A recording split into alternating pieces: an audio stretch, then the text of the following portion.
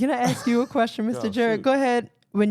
Can you talk a little bit more about your experience of covering the Autistic Support classroom for the first time? Because you found me. No. You found me in the building. And it's very hard for you to find me, but you found me in the building and said, Camille, is this your every day when you're here, Tuesdays and Thursdays? I got to hear more about that experience.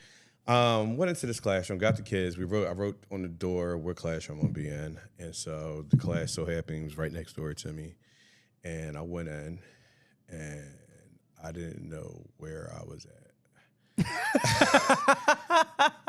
I stood by the door because a lot of stuff was going on in the beginning. It was like too much going on at one time, and my senses couldn't take it all at one time. Your senses couldn't. I would love to hear more about that. I'm looking around, and I'm like, are y'all serious?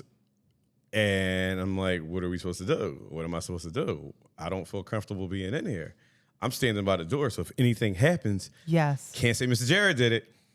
So the one thing that caught my attention was we had this young lady. She came over to me, didn't say nothing, and so she actually climbed up on the counter. So, well, kids that know my room know what I'm talking about, but we probably got like 10 to 14 foot of counter in this classroom.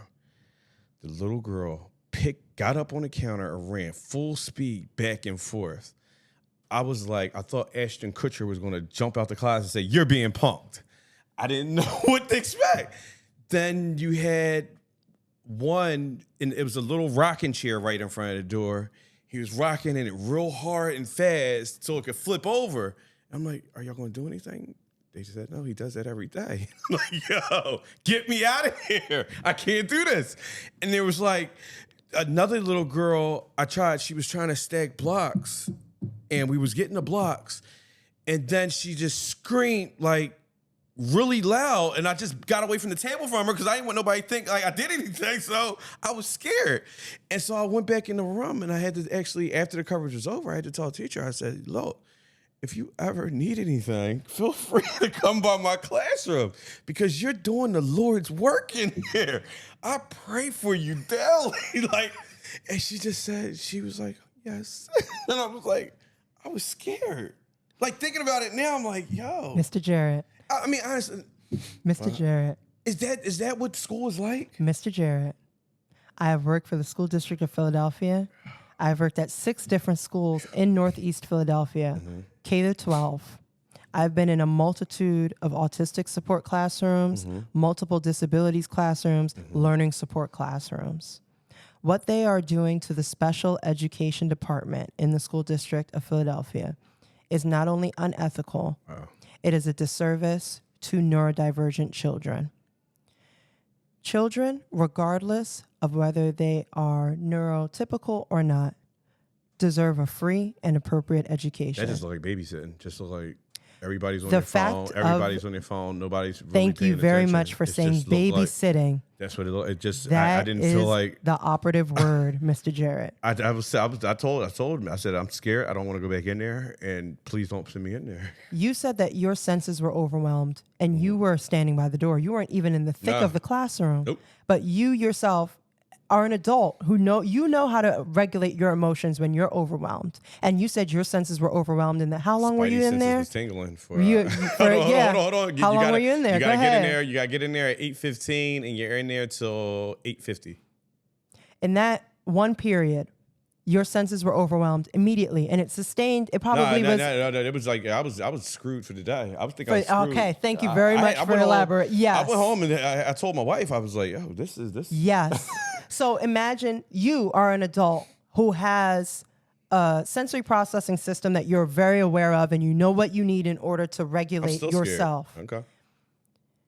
5-year-olds, and this is their first time in kindergarten, and this is their first time being in an autistic support classroom, don't deserve that. No.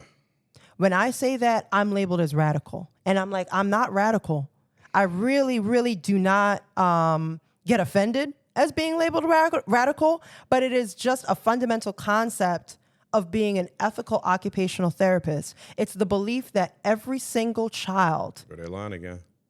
every single child should walk into their classroom and feel safe and feel like they're going to be challenged to learn You said babysitting is what's happening. I've been in 6 different schools in the Northeast Philly region. There have only been 3 autistic support classrooms that I have been in where I felt like every single period of the day, we are challenging students to learn. What happens is that when children are put into special ed classrooms, most of the time, that classroom is overloaded. The teacher is understaffed. They don't have enough classroom assistants. They certainly don't have enough one-to-one aides. What happens is that every single child that has behavioral concerns undergoes a functional behavioral assessment. From that functional behavioral assessment, the district decides whether they truly need a one-to-one aide based off of a functional behavior assessment. If that functional behavior assessment is done and the district approves a one-to-one, that probably is not going to get started right away because there's a one-to-one national shortage. It's not just unique to Philadelphia. So that child who has behavioral concerns, when really they don't have behavioral concerns, Mr. Jarrett, they're in a classroom that is overpacked and understaffed. Everybody, just like you said in your testimony, is going to be sensorily overstimulated because it's untenable. Special education is not a priority for the PFT.